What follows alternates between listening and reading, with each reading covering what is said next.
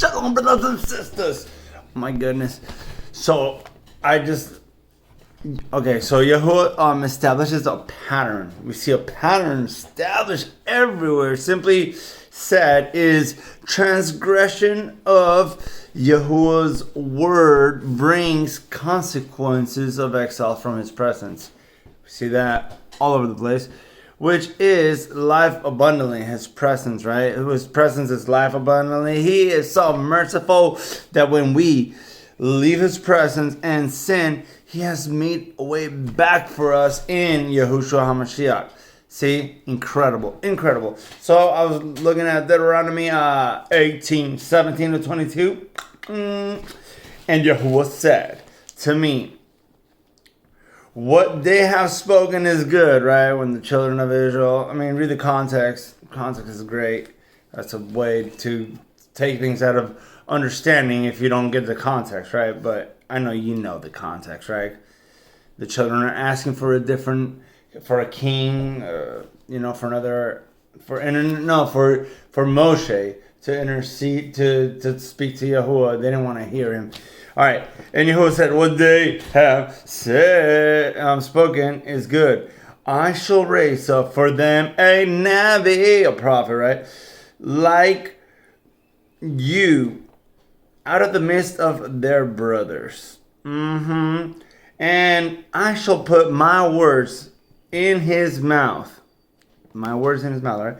And he shall speak to them all that I command him. And it shall be the man who does not listen to my words, which he speaks in my name.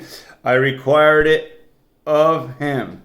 But the Nabi who presumes to speak a word in my name, which I have not commanded him to speak, or who speaks in the name of other mighty ones, right?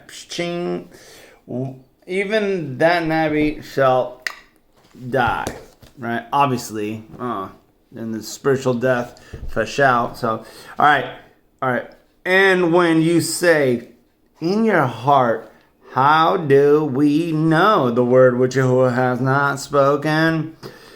When the Nabi speaks in the name of Yod-Heh-Wah-Heh, and the word is not, or comes not, that is the word which Yahuwah has not spoken. The Nabi has spoken it presumptuously.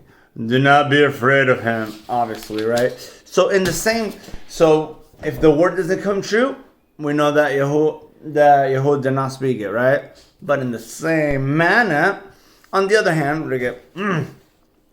even if the word does come true, we must know to discern, because it is it's a way Yahuwah try his people to see if they love him, right? So in Deuteronomy 13, 104, 13:104 is one of my favorite. Like, seriously, it's so good.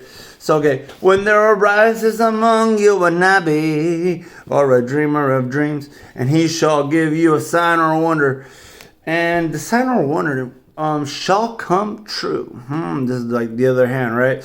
Of which he has spoken to you, saying, let us go after other mighty ones, which you have not known, and serve them. Do not listen to the words of that Nabi, or that dreamer of dreams, for Yod-Heh-Wah-Heh, Yahuwah, your Elohim, is trying you to know whether... I like that word weather, because I was thinking about the weather, and it's like, is it cold or hot? All right, but that's something else. All right. For Yahuwah, your Elohim, is trying you to know whether you love Yahuwah, your Elohim, with all your heart and with all your mind, with all your being, right? So how do we love him? By knowing what his word is saying, right? By following it, by walking. Walk after Yahuwah, your Elohim, and revere him, and guard his commands, and obey his voice, and serve him, and cling to him. So, the most important thing that I can understand about all this is that How do we know? One of the things that I thought was super cool that the way we could identify the Mashiach. How do we identify the Mashiach? And that is through the appointed times. Obviously, he's a Passover lamb, right? Our first fruits, unleavened bread, right? Unleavened bread, first fruits. He's all pen. He gave us his spirit, the comforter, right? Shavuot. And he's coming back with the trumpet, announced the king. And he's your covering, Yom Kippurim. And if we don't succumb with him, we're succoring away. And we're just, so obviously he is.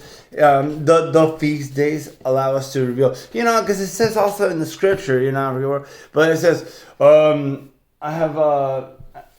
could have wrote many things, but I chose to write these. And so, like, Yahuwah gave us this pattern, these things, so that we could identify HaMashiach through the appointed time, so that we could follow HaMashiach through the appointed times. And I just love it.